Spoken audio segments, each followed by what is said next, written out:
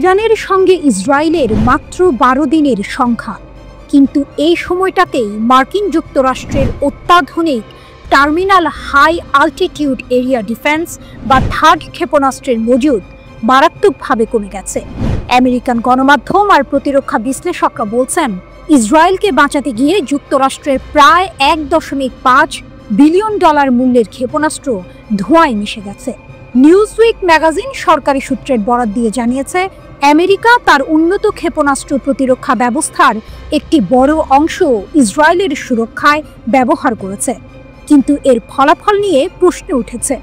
শুধু তাই নয়, যুক্তরাষ্ট্রের নিজেদের কৌশলগত মজুদের ওপর এর মারাত্মক প্রভাব পড়েছে। লকহিড মার্টিন নামের এক অস্ত্র প্রস্তুতকারক সংস্থা এই থার্ড ক্ষেপণাস্ত্র তৈরি করে। এটি ইসরায়েলের প্রতিরক্ষা ব্যবস্থার একটি গুরুত্বপূর্ণ অংশ, যা ইরান ও ইয়েমেন থেকে আসা মধ্যম পাল্লার ব্যালিস্টিক ক্ষেপণাস্ত্র আটকাতে সক্ষম। এই ব্যবস্থা পৃথিবীর বায়ুমণ্ডলের ভেতরে বা বাইরে উভয় স্থানেই স্বল্প, মধ্যম ও মাঝারি পাল্লার ব্যালিস্টিক ক্ষেপণাস্ত্রকে লক্ষ্যবস্তু করতে পারে। থার্ড হিট টু কিল পদ্ধতি ব্যবহার করে, অর্থাৎ এটি কোনো বিস্ফোরক ওয়ারহেড ছাড়াই কেবল গতিশক্তির মাধ্যমে ক্ষেপণাস্ত্রকে ধ্বংস করে। এটি 150 কিলোমিটার পর্যন্ত উচ্চতায় এবং 150 থেকে 200 কিলোমিটার পাল্লার মধ্যে ক্ষেপণাস্ত্র আটকাতে পারে। 8টি ব্যাটারি, প্রায় 400 ক্ষেপণাস্ত্র। মার্কিন সামরিক বাহিনী 8টি থার্ড ব্যাটারি পরিচালনা করে, যেখানে মোট প্রায় 350 থেকে 400টি ইন্টারসেপ্টর ক্ষেপণাস্ত্র থাকে। 8ম ব্যাটারিটি 20 জুন ইরানের বিরুদ্ধে ইসরায়েলি আগ্রাসনের সময় সক্রিয় করা হয়েছিল এবং এটি হাইপারসনিক ক্ষেপণাস্ত্র প্রতিরোধ করতে সক্ষম। 2025 সালের জুনে ইরানের সাথে সংঘর্ষের সময় এই মার্কিন পরিচালিত সিস্টেমগুলো গুরুত্বপূর্ণ ভূমিকা পালন করে, যদিও তাদের সঠিক অবস্থান গোপন রাখা হয়েছে। প্রতিটি থার্ড ব্যাটারিতে সাধারণত 6টি ট্রাক মাউন্টেড লঞ্চার থাকে, যার প্রতিটিতে 8টি ইন্টারসেপ্টর মিসাইল থাকে, অর্থাৎ একটি ব্যাটারিতে মোট 48টি ইন্টারসেপ্টর থাকে। বিশ্বের সবচেয়ে উন্নত ক্ষেপণাস্ত্র প্রতিরক্ষা ব্যবস্থা হওয়া সত্ত্বেও ইয়েমেনি ব্যালিস্টিক ক্ষেপণাস্ত্র হামলার বিরুদ্ধে থার্ড এর কার্যকারিতা মিশ্র ছিল। কিছু বাধা সফল হলেও গুরুত্বপূর্ণ ব্যর্থতাও ঘটেছে। 2025 সালের মার্চ মাসের শেষ পর্যন্ত 6টি ইয়েমেনি ক্ষেপণাস্ত্র সফলভাবে আটকানোর খবর পাওয়া গেছে, কিন্তু 4 ও 9 মে থার্ড বেনগুরিয়ন বিমানবন্দর লক্ষ্য করে আসা ক্ষেপণাস্ত্র আটকাতে ব্যর্থ হয়। থার্ড ও অ্যারো উভয় সিস্টেমের কার্যকারিতা নিয়ে মার্কিন ও ইসরায়েলি কর্মকর্তারা দাবি করলেও ইয়েমেন প্রতিশোধমূলক অভিযানের অংশ হিসেবে বেনগুরিয়ন বিমানবন্দরকে লক্ষ্যবস্তু করেই চলেছে। চলমান হুমকি এবং দুর্বলতার কারণে প্রায় সব আন্তর্জাতিক বিমান সংস্থা ইসরায়েলের ফ্লাইট স্থগিত করেছে। ইরানের ক্ষেপণাস্ত্র হামলায় ব্যর্থতা। ইরানের বিরুদ্ধে 12 দিনের যুদ্ধের সময় থার্ড এর কার্যকারিতা উল্লেখযোগ্যভাবে খারাপ হয়। এর মূল কারণ ছিল এর কম বাধাদান হার এবং মার্কিন ও ইসরায়েলি ইন্টারসেপ্টর মজুদের দ্রুত হ্রাস। আগ্রাসনের আগে অধিকৃত ফিলিস্তিনি অঞ্চলে প্রায় 100টি থার্ড ইন্টারসেপ্টর ক্ষেপণাস্ত্র মোতায়েন করা হয়েছিল, কিন্তু ইরান প্রতিশোধমূলক অভিযানে 370 থেকে 500টি ব্যালিস্টিক ক্ষেপণাস্ত্র নিক্ষেপ করে, যা থার্ডের উপলব্ধ ক্ষমতার চেয়ে অনেক বেশি ছিল। যুদ্ধের প্রথম দিকে ইরান ইচ্ছাকৃতভাবে শত্রুর বিমান প্রতিরক্ষা ব্যবস্থা শেষ করার জন্য পুরনো তরল জ্বালানিযুক্ত ব্যালিস্টিক ক্ষেপণাস্ত্র ব্যবহার করে। ইসরায়েলের ইন্টারসেপ্টর সরবরাহ যখন উল্লেখযোগ্যভাবে কমে যায়, তখনই তারা আরও উন্নত ও কৌশলগত ক্ষেপণাস্ত্র ব্যবহার করে। জর্ডানের আলোকচিত্রী জায়েদ এম আল আব্বাসির একটি ওপেন সোর্স বিশ্লেষণ অনুমান করেছে যে ইসরায়েল 20টিরও বেশি ইরানি ক্ষেপণাস্ত্র ব্যারেজের মধ্যে মাত্র একটিতে 39টি থার্ড, 34টি অ্যারো 3 এবং 9টি অ্যারো 2 ইন্টারসেপ্টর ব্যবহার করেছে। ইন্টারসেপ্টর ব্যবহারের এত উচ্চ হারের কারণে বিশ্লেষকরা মনে করেন যে সংঘাতের প্রথম 4 থেকে 5 দিনের মধ্যে থার্ড ব্যাটারিগুলো সম্ভবত তাদের ক্ষেপণাস্ত্র সরবরাহ শেষ করে দিয়েছে। ইসরায়েলি সংবাদ মাধ্যম হারেজ ইসরায়েলি সামরিক সূত্রের বরাত দিয়ে জানিয়েছে যে প্রায় 200টি আমেরিকান এবং ইসরায়েলি ইন্টারসেপ্টর ক্ষেপণাস্ত্র উৎক্ষেপণ করা হয়েছে, যার আনুমানিক ব্যয় 5 বিলিয়ন শেকেল, প্রায় $1.5 billion.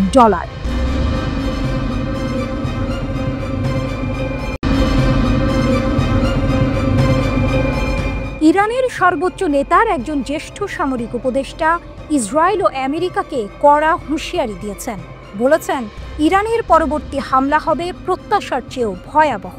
Major general Yahya Rahim Safavi, যিনি Islamic revolutionary guard corps IRGC এর প্রধান কমান্ডার হিসেবেও দায়িত্ব পালন করেছেন, এক অনুষ্ঠানে এই মন্তব্য করেন।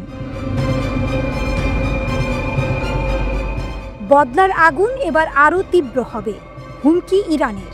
মেজর জেনারেল ইয়াহিয়া রহিম সাফাভির বার্তা স্পষ্ট, যদি ইসরায়েল নতুন করে কোনো আগ্রাসন চালায় তবে ইরানের প্রতিশোধ হবে 12 দিনের ইসরায়েলি যুদ্ধের চেয়েও বহুগুণ শক্তিশালী। তিনি জোর দিয়ে বলেছেন, যদি তারা নতুন আগ্রাসন শুরু করে তাহলে ইরান নতুন আগ্রাসন শুরু করবে, যা তাদের প্রত্যাশা ছাড়িয়ে যাবে।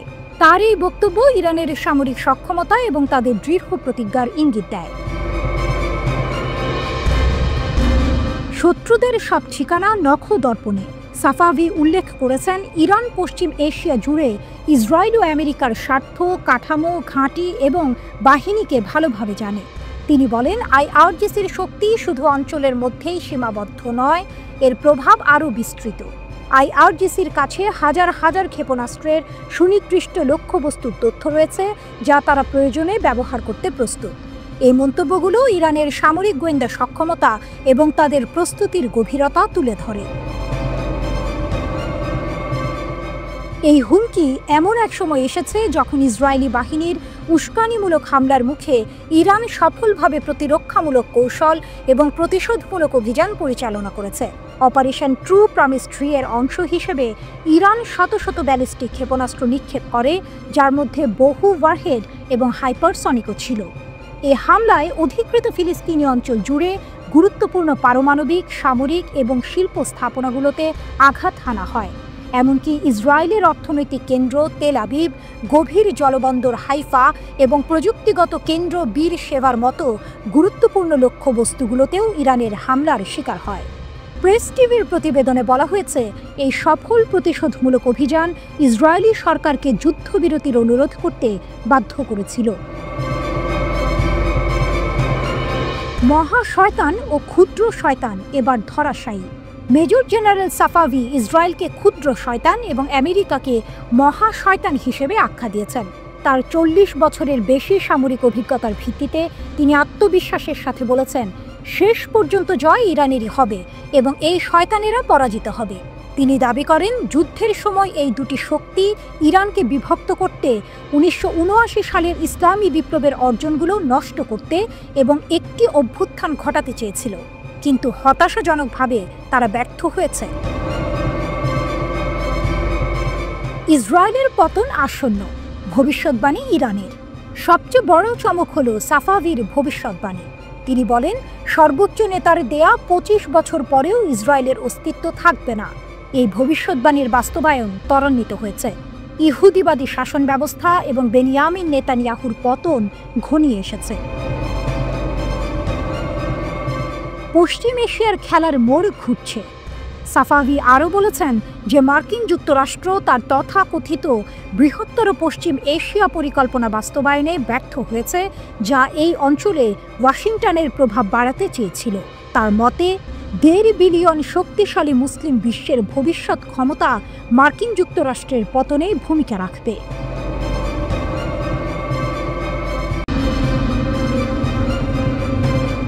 ইসরায়েলের বিরুদ্ধে ইরানের প্রতিশোধমূলক হামলায় যে কেবল শহর ধ্বংস হয়েছে তাই নয়, বরং শত শত কোটি ডলার মূল্যের ইসরায়েলি ড্রোন উধাও হয়ে গেছে।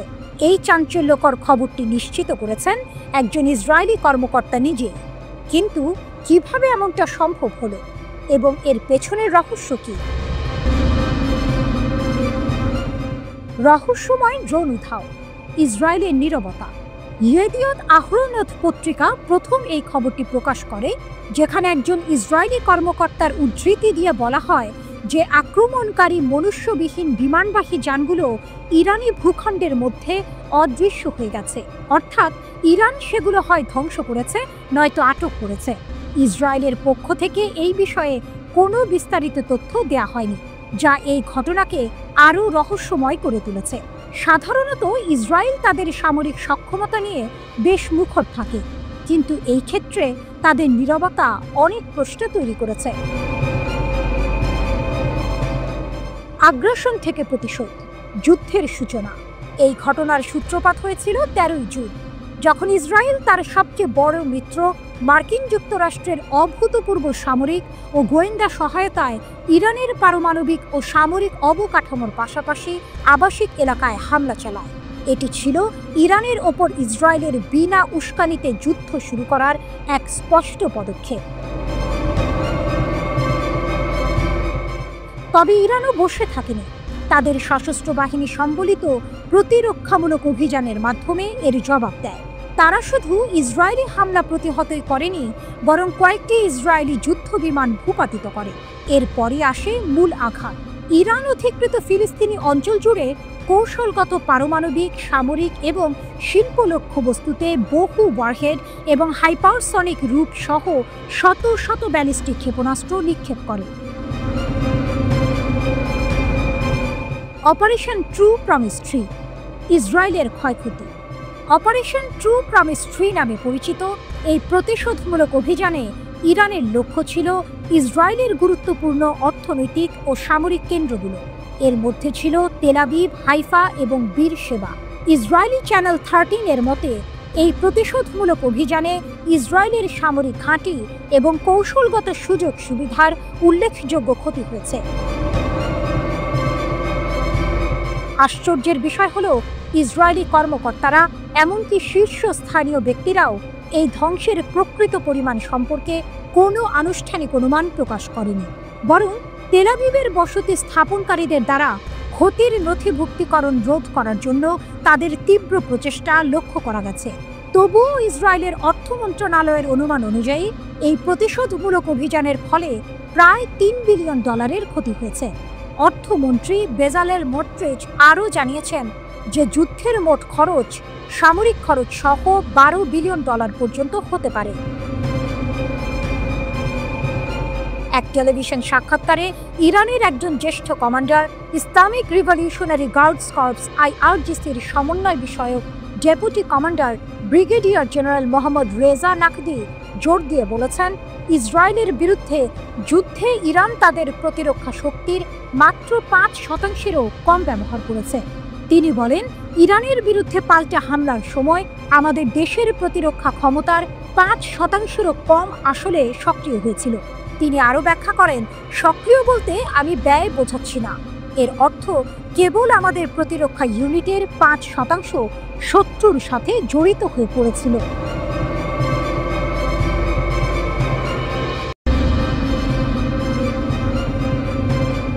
মার্কিন হামলা সত্ত্বেও ইরান কি সত্যি পরমাণু বোমা বানানোর পথে? পরমাণু রহস্য, ট্রাম্পের দাবি বনাম বাস্তব চিত্র। ডোনাল্ড ট্রাম্প দাবি করেছিলেন মার্কিন হামলায় ইরানের পারমাণবিক স্থাপনাগুলো পুরোপুরি ধ্বংস হয়ে গেছে।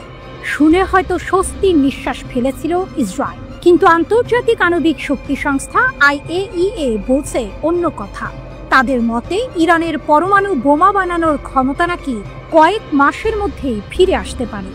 এটা কি তাহলে ট্রাম্পের এক নিছকই ফাঁকা আওয়াজ ছিল, নাকি ইরানের পরমাণু সক্ষমতা সত্যি অদম্য? ট্রাম্পের দাবি, গুড়িয়ে গেছে সব। গত 13 জুন যখন ইসরায়েল ইরানের পারমাণবিক ও সামরিক ঘাঁটিতে হামলা শুরু করে, তখন উদ্দেশ্য ছিল একটাই, ইরানকে পারমাণবিক অস্ত্র তৈরি থেকে বিরত রাখা। এরপর যুক্তরাষ্ট্র যোগ দেয় এই হামলায়, তেহরানের 3টে গুরুত্বপূর্ণ পারমাণবিক স্থাপনাকে লক্ষ্য করে। হামলার পর মার্কিন প্রেসিডেন্ট ডোনাল্ড ট্রাম্প দাবি করেন, তাদের হামলায় ইরানের পারমাণবিক কর্মসূচি নাকি কয়েক বছর পিছিয়ে গেছে। তার কথায় ছিল এক প্রকার আত্মবিশ্বাসের সুর, যেন ইরান আর কখনো পরমাণু বোমা বানানোর কথা ভাবতেও পারবে না। IAEA এর চমকপ্রদ তথ্য পুরোটা শেষ হয়নি, কিন্তু এই আত্মবিশ্বাসের মূলে কুঠারাঘাত করলেন আন্তর্জাতিক আণবিক শক্তি সংস্থার IAEA প্রধান রাফায়েল গ্রোসি। তিনি CBS নিউজকে দেয়া এক সাক্ষাৎকারে স্পষ্ট জানিয়েছেন, যুক্তরাষ্ট্র এবং ইসরায়েলের হামলায় ইরানের পারমাণবিক স্থাপনাগুলোর মারাত্মক ক্ষতি হলেও তা সম্পূর্ণ ধ্বংস হয়নি।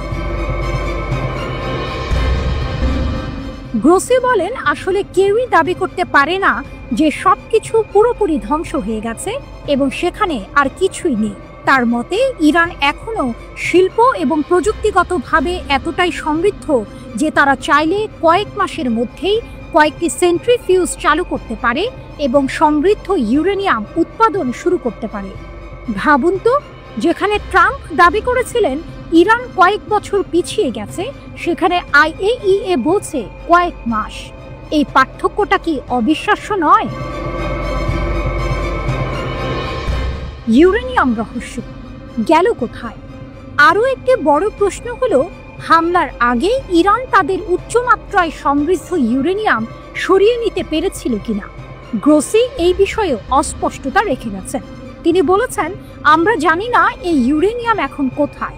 কিছু হয়তো হামলায় ধ্বংস হয়েছে, আবার কিছু সরানোও হয়ে থাকতে পারে। পরে হয়তো বিষয়টি স্পষ্ট হবে। পেন্টাগনের একটি প্রাথমিক তদন্ত প্রতিবেদনেও IAEA এর কথার সুর শোনা গেছে।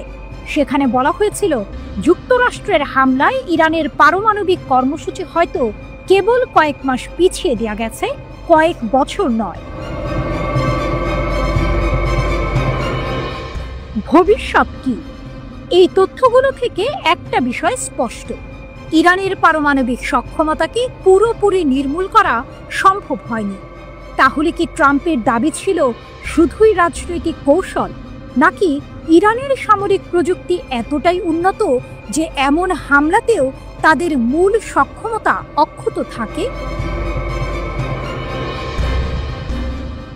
ইরান বরাবরই পারমাণবিক অস্ত্র তৈরির অভিযোগ অস্বীকার করে এসেছে। এখন দেখার পালা, ইরান সত্যি কয়েক মাসের মধ্যে ইউরেনিয়াম সমৃদ্ধকরণ শুরু করে কিনা এবং বিশ্ব শক্তিগুলো তখন কি পদক্ষেপ নেয়। পরিস্থিতি কি আরও জটিল হবে, নাকি আলোচনার মাধ্যমে এর সমাধান হবে?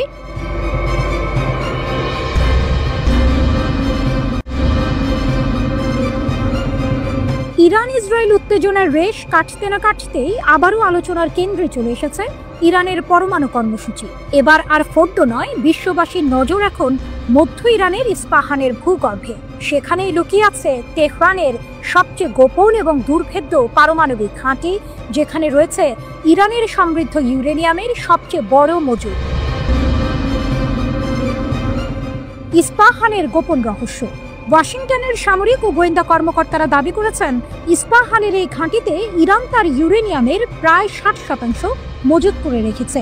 মার্কিন কর্মকর্তারা স্বীকার করেছেন, ইস্পাহান পারমাণবিক স্থাপনায় হামলায় যুক্তরাষ্ট্র শক্তিশালী বাংকার বাস্টার বোমা ব্যবহার করেনি, কারণ এই স্থাপনাটি এতটাই গভীরে যে এই ধরনের বোমাও সেখানে কার্যকর হতো না। মার্কিন সিনেটরদের এক গোপন ব্রিফিংয়ে এই চাঞ্চল্যকর তথ্য নিশ্চিত করেছেন মার্কিন প্রতিরক্ষা বিভাগের জয়েন্ট চিফস অব স্টাফের চেয়ারম্যান জেনারেল ড্যান কেইন। মার্কিন সংবাদ মাধ্যম CNN এই খবর জানায়। মার্কিন কর্মকর্তারা বিশ্বাস করেন, স্থাপনাটির ভেতরের অংশ, যেখানে ইরানের প্রায় 60% সমৃদ্ধ ইউরেনিয়াম মজুদ রয়েছে, তা এতটাই গভীরে অবস্থিত যে সেগুলো ধ্বংস করা এই বোমার পক্ষেও সম্ভব হতো না। হামলার কৌশল বাংকার বাস্টার নয়, টমাহক।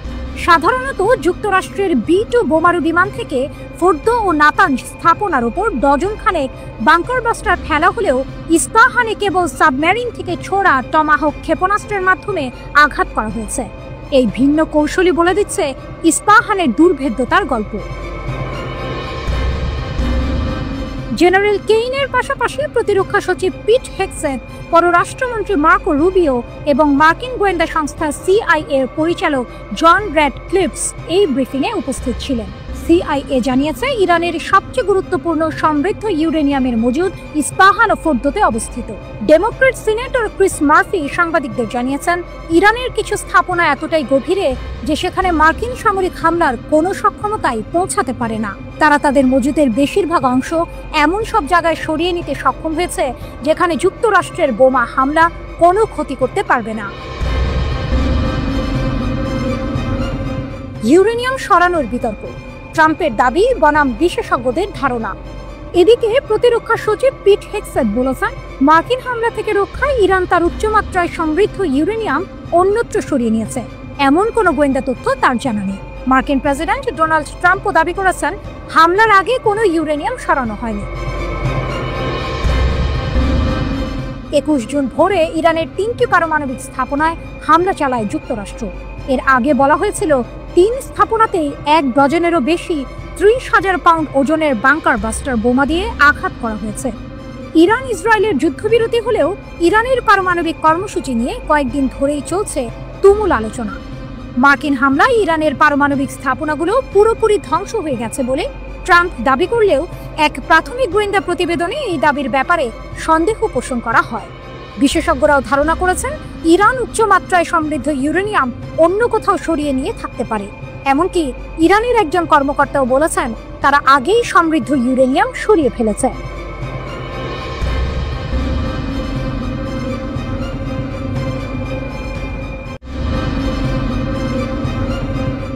ইয়েমেনের সশস্ত্র বাহিনী ওয়াইএএফ আবারও ইসরায়েলকে বড়সড় ধাক্কা দিয়েছে। এবার তাদের জুলফিকার ক্ষেপণাস্ত্র সরাসরি আঘাত হেনেছে বীর শেবার একটি সংবেদনশীল ইসরায়েলি সামরিক লক্ষ্যবস্তুতে। এই হামলা ইসরায়েলের শক্তিশালী আকাশ প্রতিরক্ষা ব্যবস্থার দুর্বলতাগুলো আরও একবার চোখে আঙুল দিয়ে দেখিয়ে দিল। ইয়েমেনি সশস্ত্র বাহিনীর মুখপাত্র ব্রিগেডিয়ার জেনারেল ইয়াহিয়া সারি ঘোষণা করেছেন, বীর শেবাতে একটি স্পর্শকাতর ইসরায়েলি সামরিক স্থানে দূরপাল্লার ক্ষেপণাস্ত্র হামলা চালানো হয়েছে। এটি ফিলিস্তিনিদের প্রতি ইয়েমেনের সামরিক সহায়তার এক নতুন মাত্রা যোগ করেছে। সবচেয়ে তাৎপর্যপূর্ণ বিষয় হলো, এই প্রথম ইয়েমেনি বাহিনী প্রকাশ্যে স্বীকার করল যে তারা ইয়েমেনি ভূখণ্ড থেকে প্রায় 2243 কিলোমিটার দূরে অবস্থিত বীর শেবাতে জুলফিকার ক্ষেপণাস্ত্র নিক্ষেপ করেছে। এই হামলার পরিসর এবং নির্ভুলতা সামরিক বিশ্লেষকদের অবাক করে দিয়েছে। এই হামলার গুরুত্ব কেবল এর বিশাল পাল্লার মধ্যেই সীমাবদ্ধ নয়, বরং ইসরায়েলের বহুস্তরযুক্ত বিমান প্রতিরক্ষা নেটওয়ার্ক, যার মধ্যে রয়েছে আয়রন ডোম, ডেভিড স্লিং এবং অ্যারো সিস্টেম, এড়িয়ে ক্ষেপণাস্ত্রটির সফল আঘাত হানার ঘটনাও এর গুরুত্ব বাড়িয়ে দিয়েছে। ইসরায়েলি সংবাদ মাধ্যম নিশ্চিত করেছে, বীর শেবা আরাদ অঞ্চল এবং মৃত সাগরের কিছু অংশে সাইরেন বেজে ওঠে এবং এর কিছুক্ষণ পরেই একটি বিস্ফোরণের খবর পাওয়া যায়। যদিও ইসরায়েলি কর্মকর্তারা দাবি করেছেন যে ক্ষেপণাস্ত্রটি প্রতিহত করা হয়েছে, তবে এর পরপরই সাইরেন বেজে ওঠা এবং বিস্ফোরণের খবর তাদের দাবিকে প্রশ্নবিদ্ধ করেছে। ক্ষেপণাস্ত্রটি থামাতে ইসরায়েলের ব্যর্থতা তাদের বিমান প্রতিরক্ষা ব্যবস্থার ক্রমবর্ধমান দুর্বলতা, বিশেষত দক্ষিণ দিক থেকে আসা হুমকির বিরুদ্ধে স্পষ্ট করে তুলেছে। বিশ্লেষকরা বলছেন, ক্ষেপণাস্ত্রের গতিপথের সমতলতা, অপ্রত্যাশিত উৎক্ষেপণ কোণ এবং ইন্টারসেপ্টর মজুদের ওপর চাপ এর পেছনে কাজ করেছে। প্রতিরক্ষা প্রতিবেদন অনুযায়ী ইসরায়েলের প্রযুক্তিগত উন্নত ব্যবস্থাও ইয়েমেন, লেবানন এবং ইরান সহ একাধিক ফ্রন্ট থেকে উৎক্ষেপিত দূরপাল্লার নির্ভুল অস্ত্রের সামনে ক্রমশ চ্যালেঞ্জের মুখে পড়েছে। জেনারেল সারি জানিয়েছেন, এই সর্বশেষ অভিযানটি গাজার ফিলিস্তিনিদের সমর্থনের একটি বৃহত্তর প্রচারণার অংশ। গত সপ্তাহেও ইয়েমেনি বাহিনী ব্যালিস্টিক ক্ষেপণাস্ত্র এবং ড্রোন ব্যবহার করে বীর শেবা, ইয়াফা এবং হাইফায় ইসরায়েলি সামরিক ও কৌশলগত স্থাপনাগুলিতে একাধিক হামলা চালিয়েছে। সারির দাবি অনুযায়ী এই সব হামলা তাদের লক্ষ্যবস্তুতে নির্ভুলভাবে আঘাত করেছে এবং তাদের কাঙ্ক্ষিত ফলাফল অর্জন করেছে।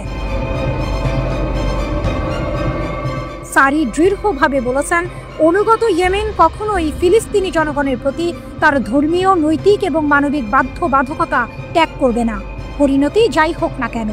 তিনি পুনরায় নিশ্চিত করেছেন যে ইসরায়েলি আগ্রাসন শেষ না হওয়া এবং অবরোধ প্রত্যাহার না হওয়া পর্যন্ত গাজার সাথে সংহতি জানিয়ে সামরিক অভিযান অব্যাহত থাকবে।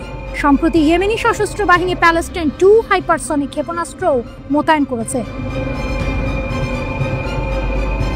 2023 সালের নভেম্বরে লোহিত সাগরে ইসরায়েল ও মার্কিন সমর্থিত নৌযানে হামলা শুরু করে ইয়েমেনি সশস্ত্র বাহিনী। এরপর যুক্তরাষ্ট্র ইসরায়েল দফায় দফায় ইয়েমেনে হামলা চালালেও তাদের তৎপরতা থামানো যায়নি। গোষ্ঠীটি ইরান সমর্থিত। ইরানের স্বার্থে পশ্চিমাদের সঙ্গে প্রক্সি যুদ্ধে লিপ্ত তারা।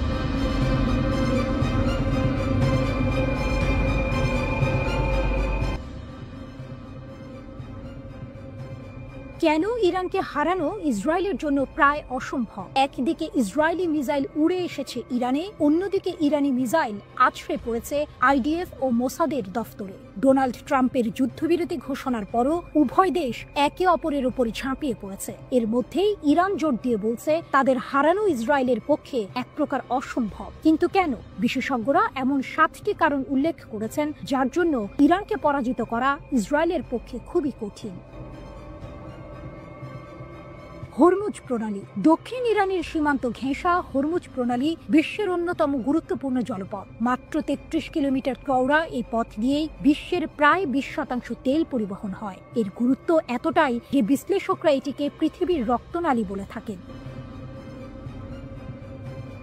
এই প্রণালীর আশপাশের 7টি দ্বীপ ইরানের নিয়ন্ত্রণে, যা তাদের এক অনন্য ভূ রাজনৈতিক শক্তি এনে দিয়েছে। ইরান ইতোমধ্যে এই জলপথ বন্ধ করে দেওয়ার হুমকি দিয়েছে, যা পশ্চিমা দেশগুলোকে রীতিমতো আতঙ্কিত করে তুলেছে। এই প্রণালী বন্ধ হলে বৈশ্বিক অর্থনীতিতে ভয়াবহ প্রভাব পড়বে, যা ইরানকে একটি শক্তিশালী দর কষাকষির ক্ষমতা এনে দিয়েছে। ব্যালিস্টিক ও ড্রোনের অপ্রতিরোধ্য শক্তি। ইরানের ব্যালিস্টিক ক্ষেপণাস্ত্রের পাল্লা প্রায় 2000 কিলোমিটার। এর মানে হলো শুধু ইসরায়েল নয়, ইউরোপের যে কোনো লক্ষ্যবস্তুতেও আঘাত হানতে পারে ইরানি মিসাইল। এছাড়া ইরান সস্তায়, শক্তিশালী ও কার্যকর ড্রোন বানিয়ে ব্যাপক সাড়া ফেলেছে। প্রকৃতি ইরানের দুর্গ। পাহাড় ও মরুভূমি, প্রাকৃতিক বৈচিত্র্যে ভরপুর ইরান যেন নিজেই এক দুর্ভেদ্য দুর্গ। পশ্চিম ও দক্ষিণ সীমান্ত জুড়ে জাগ্রস পর্বতমালা দেশটিকে রক্ষা করে চলেছে। এই পাহাড় এতটাই দুর্গম যে ওই দিক থেকে হামলা প্রায় অসম্ভব। উত্তরেও রয়েছে প্রতিরক্ষামূলক আলবর্জ পর্বতমালা। অন্যদিকে ইরানের রয়েছে মূল্যবান খনিজ সম্পদ, যেমন ইউরেনিয়াম, সোনা, রূপা আর দস্তা। পাহাড় পেরিয়ে কেউ ইরানে ঢুকতে পারলেও সামনে পড়বে লুত মরুভূমি, যা পৃথিবীর অন্যতম ভয়ানক গরম জায়গা। তাই এই অঞ্চল দিয়ে সৈন্য ও রসদ পাঠানো কার্যত অসম্ভব। প্রকৃতি নিজেই ইরানের সবচেয়ে শক্তিশালী প্রতিরক্ষা ব্যূহ। বিশ্বস্ত মিত্রদের সমর্থন। ইরানের সঙ্গে রাশিয়া ও চীনের সম্পর্ক বেশ ভালো। রুশ গোয়েন্দা বাহিনী ইরানকে অনেকটাই সাহায্য দেয়, যা তাদের সামরিক সক্ষমতাকে আরও বাড়িয়ে তোলে। সম্প্রতি চীনও এই বিষয়ে মুখ খুলেছে, যা ইরানের আন্তর্জাতিক অবস্থানকে আরও শক্তিশালী করেছে।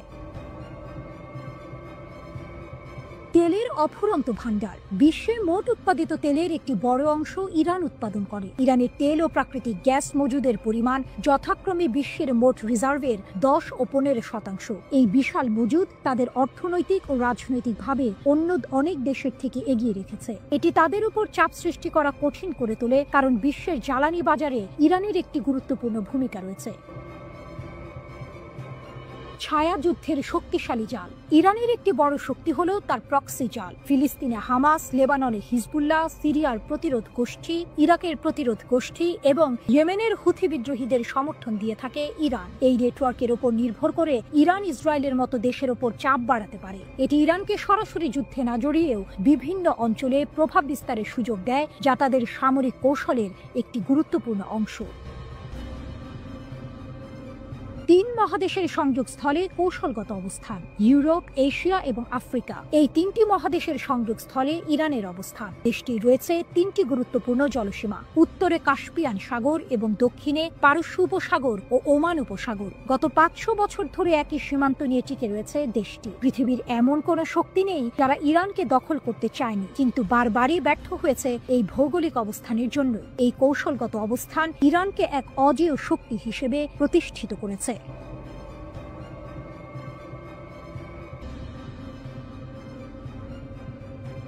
সম্প্রতি ইরান ইরাক সীমান্তের কাছে ঘটল এক চাঞ্চল্যকর ঘটনা। ইরানের নতুন এবং অত্যাধুনিক মাজিদ বিমান প্রতিরক্ষা ব্যবস্থা ব্যবহার করে একটি ইসরায়েলি IAI হেরন ড্রোন ভূপাতিত করা হয়েছে।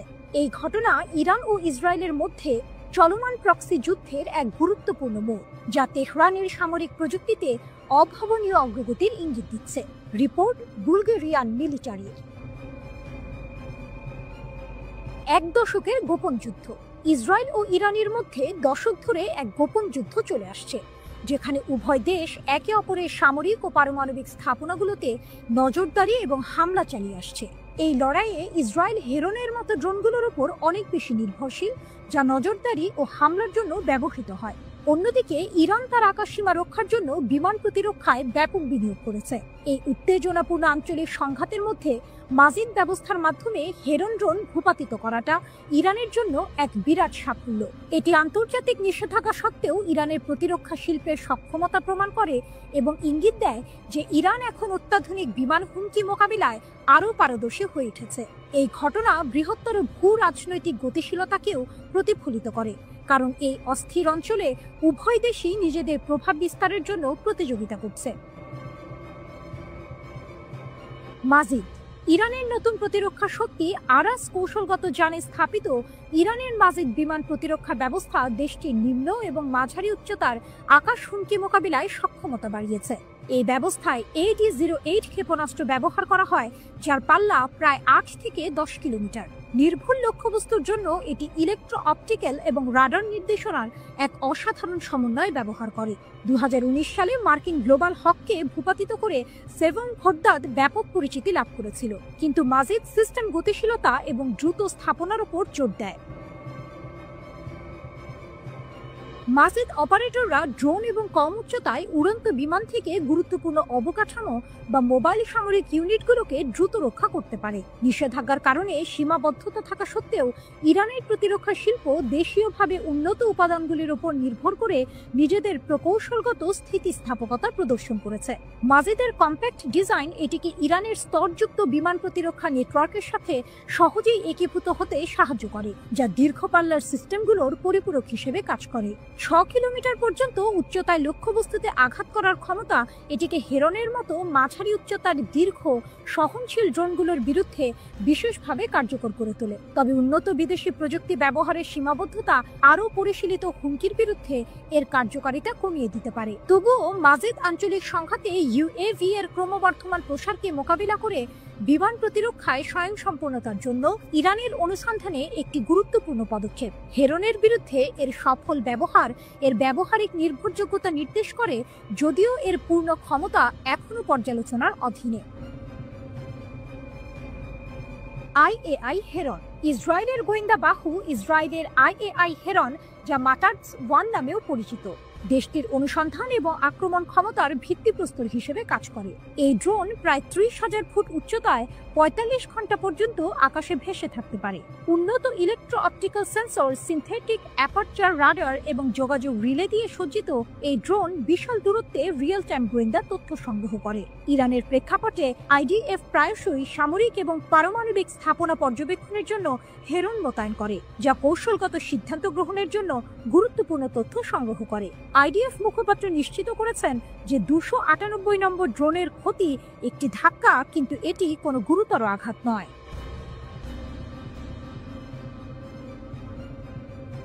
একটি জাতি জানে প্রতিটি নিঃশ্বাসের পাশে লুকিয়ে আছে ষড়যন্ত্রের ছায়া, তবু পায়ের নিচের মাটি তারা কারো দখলে যেতে দেয় না। তেহরান যেন শ্বাস নেয় আগুনে, কথা বলে বজ্রের তালে। সেখানে নেতৃত্ব মানে প্রতিজ্ঞার প্রতিচ্ছবিও, সেখানে প্রতিশোধ মানে অগ্নিকাথা। এই যুদ্ধের গল্পে গর্বে ফেটে পড়া ইসরায়েল কি নিঃশব্দ, আর যুক্তরাষ্ট্রকে দিগ্ভ্রান্ত এক সম্রাট যার কূটনীতি পথ হারিয়েছে মরুভূমির বালিতে। ইরানের শীর্ষ সামরিক কর্মকর্তারা যুক্তরাষ্ট্র এবং ইসরায়েলের বিরুদ্ধে কঠোর হুঁশিয়ারি উচ্চারণ করেছেন। তারা দাবি করেছেন ইরান সাম্প্রতিক সংঘাতে নিজেদের ইচ্ছাকে প্রতিষ্ঠিত করতে সক্ষম হয়েছে এবং ভবিষ্যতে যে কোনো আগ্রাসনের বিরুদ্ধে কঠোর প্রতিশোধ নিতে প্রস্তুত। ইরানের বিজয় দাবি এবং ইসরায়েলের ক্ষয়ক্ষতি। ইরানের সশস্ত্র বাহিনীর প্রধান major general Abdur Rahim Musavi জোর দিয়ে বলেছেন যে ইরান সর্বশেষ সংঘাতে যুক্তরাষ্ট্র এবং ইসরায়েল উভয়ের বিরুদ্ধেই বিজয়ী হয়েছে। তিনি দাবি করেছেন ইরানের সামরিক বাহিনী শত্রুদের প্রধান সামরিক, কৌশলগত এবং গবেষণা কেন্দ্রগুলিকে টার্গেট করে তাদের ছাই করে দিয়েছে। মুসাভি অভিযোগ করেছেন ইসরায়েল ক্ষতির চিত্র প্রকাশে কঠোর সেন্সরশিপ আরোপ করেছে, কারণ ক্ষয়ক্ষতি ছিল ছিল উল্লেখযোগ্য এবং উত্তর থেকে দক্ষিণ পর্যন্ত সমগ্র সত্তা জুড়ে বিস্তৃত। তিনি ব্যঙ্গ করে বলেছেন, শত্রুদের অত্যাধুনিক বিমান প্রতিরক্ষা ব্যবস্থা দখলকৃত অঞ্চলকে রক্ষা করতে ব্যর্থ হয়েছে এবং বসতি স্থাপনকারীদের বাংকারে যাওয়া ছাড়া আর কোনো আশ্রয়স্থল ছিল না। পারমাণবিক স্থাপনার ওপর আক্রমণের পাল্টা জবাব। ইরানের পারমাণবিক স্থাপনাগুলিতে আমেরিকান হামলার প্রতিক্রিয়ার বিষয়ে মুসাভি স্পষ্টভাবে জানিয়েছেন, প্রতিশোধ নেওয়া তেহরানের যে কোনো আক্রমণকারীর মোকাবেলা করার লৌহ সংকল্পের একটি স্পষ্ট প্রদর্শক। তার এই মন্তব্য ইরানের পারমাণবিক কর্মসূচিকে ঘিরে চলমান উদ্বেগের মধ্যে আরও উত্তেজনা সৃষ্টি করেছে। মুসাভি তার বক্তব্য শেষ করেছেন একটি চরম হুঁশিয়ারি দিয়ে। শত্রুরা যদি আরেকটি কৌশলগত ভুল করে তাহলে তাদের ইতিহাসের রাস্তা কুড়ে নিক্ষেপ করা হবে। এই উক্তিটি ইরানের দৃঢ় সংকল্পের বহিঃপ্রকাশ এবং এর শত্রুদের জন্য একটি স্পষ্ট বার্তা। একইভাবে ইরানের Islamic revolutionary guard corps IRGC এর commander in chief major general Mohammad পাকপুরও ইসরায়েল বা যুক্তরাষ্ট্রের যে কোনো আগ্রাসনের বিরুদ্ধে ইরানের দৃঢ় প্রতিশোধের প্রতিশ্রুতি দিয়েছেন। তিনি উল্লেখ করেছেন, ইরান 12 দিনে যেভাবে প্রতিক্রিয়া দেখিয়েছিল সেভাবেই তারা তীব্রভাবে প্রতিশোধ নেবে যদি শত্রুরা আবার ভুল করে। পাকপুর আরও বলেছেন, ইরানের নেতৃত্ব কখনোই এই নৃশংস শত্রুর ওপর আস্থা রাখেনি এবং জাতীয় সার্বভৌমত্ব রক্ষা করা একটি অআলোচনাযোগ্য কর্তব্য। ইরানের ওপর ইসরায়েলি আগ্রাসনের প্রথম দিনে মেজর জেনারেল হোসেন সালামের মৃত্যুর পর IRGCর সাবেক স্থলবাহিনীর কমান্ডার পাকপুরকে IRGCর নতুন কমান্ডার ইন চিফ হিসেবে নিযুক্ত করা হয়। এই নেতৃত্ব পরিবর্তন সম্ভবত ইরানের সামরিক কৌশলে নতুন মাত্রা যোগ করবে। বিজ্ঞানীদের হত্যা করে জ্ঞানকে হত্যা করা যায় না, তার প্রমাণ ইরান। দেশটি নিজেদের তৈরি অত্যাধুনিক ক্ষেপণাস্ত্র দিয়ে ইসরায়েলের সামরিক গর্বের প্রতীক আকাশ প্রতিরক্ষা ব্যবস্থাকে ব্যর্থ করে দিয়েছে। টানা হামলা করে ইসরায়েলকে পুরোপুরি অসহায় ও নাজেহাল করে ছাড়ে ইরানি সামরিক বাহিনী। ইতিহাস বহুবার দেখিয়েছে, যুক্তরাষ্ট্রের মতো কিছু পশ্চিমা দেশ প্রাচ্যের দেশগুলোর সঙ্গে যুদ্ধে জড়িয়ে তাদের নীতি চাপানোর সময় গোলমাল বাঁধিয়ে ফেলে। পশ্চিমা শিবির প্রাচ্যের নিজস্ব ক্ষমতা ঠিকভাবে বুঝতে ব্যর্থ হয় বলে মনে করে ইরান। দেশটি মনে করে গত 40 বছরে তাদের সবচেয়ে বড় অর্জন হলো পূর্ণ স্বাধীনতা এবং স্বয়ংসম্পূর্ণ হয়ে ওঠা।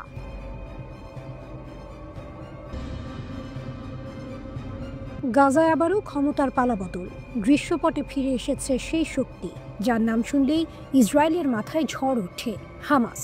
ক্ষমতায় ফিরে এসেছে তারা, আর এই দৃশ্য দেখে যেন নিজ ছায়াতেই কেঁপে উঠেছেন বেনিয়ামিন নেতানিয়াহু। কারণ শীর্ষ নেতৃত্বকে টার্গেট করেও, তাদের হত্যা করেও হামাসকে দমিয়ে রাখতে পারেনি ইসরায়েল, বরং আগের চেয়ে আরও শক্তিশালী হয়ে ফিরে এসেছে এই সংগঠন। ইসরায়েলি কর্মকর্তাদের কণ্ঠে এখন শঙ্কা। তারা বলছেন, ট্রাম্পের নিরস্ত্রীকরণের যে চাপ, যে প্রচেষ্টা, সবই এখন বাতাসে উড়ে গেছে। কারণ যে গোষ্ঠীকে তারা শেষ করতে চেয়েছিল সেই গোষ্ঠী আবার গাজায় শাসনের দড়ি হাতে তুলে নিয়েছে। এই প্রত্যাবর্তন নেতানিয়াহুর জন্য এক সুস্পষ্ট কৌশলগত বিপর্যয়। ইসরায়েলের নিরাপত্তা বাহিনীর জ্যেষ্ঠ কর্মকর্তাদের মতে, হামাস আবারও নিয়ন্ত্রণ নিশ্চিত করেছে সেই অঞ্চলগুলোতে যেগুলো IDF এর দখলে নেই। যেন নীরব ছায়ায় তারা সংগঠিত হয়েছে, গড়ে তুলেছে শক্তি আর দখল নিয়েছে নিজেদের হারানো জমি। চ্যানেল 13 এর বোমশেল রিপোর্ট তো আরও আতঙ্ক ছড়িয়েছে। সেখানে বলা হয়েছে, হামাসের এই নাটকীয় পুনরুত্থান যেন সরাসরি মার্কিন যুক্তরাষ্ট্র এবং ইসরায়েলকে উপহাস করছে। সাম্প্রতিক দিনগুলোতে ইসরায়েলি কর্মকর্তারা মন্ত্রিপরিষদের সদস্যদের সতর্ক করেছিলেন, ঝড় আসছে, প্রস্তুত থাকুন। প্রতিবেদন বলছে, গাজার 25টি পৌরসভার মধ্যে 13টিতেই হামাস ফুল স্কেলে তাদের অভিযান শুরু করে দিয়েছে। এটা আর ছোটখাটো সংগঠনের উঠে দাঁড়ানো নয়, এটা শক্তির প্রদর্শন, প্রমাণ তারা এখনও অদম্য। ইসরায়েলি কর্মকর্তারা জানাচ্ছেন, হামাসের যোদ্ধারা আবার চেকপয়েন্টে দাঁড়িয়েছে, যুদ্ধবিধ্বস্ত অবকাঠামো নিজেরাই মেরামত করছে। যেন তারা বলতে চাইছে, আমরাই গাজার প্রকৃত শক্তি, আমরাই গাজার নিয়ন্ত্রক। হামাসের এই পুনরুত্থান দেখে হতবাক IDF। তারা নেতানিয়াহুর সরকারকে পরামর্শ দিয়েছে, এখনই নিজেদের নিরস্ত্রীকরণ পরিকল্পনা তৈরি করো, কারণ শুধু আমেরিকার প্রস্তাব দিয়ে হামাসকে থামানো যাবে না। ইসরায়েলি সামরিক বাহিনী পরিষ্কার বলেছে, হামাসকে নিরস্ত্র করার জন্য যুক্তরাষ্ট্র যে পরিকল্পনা দিয়েছে সেটা মোটেও যথেষ্ট নয়।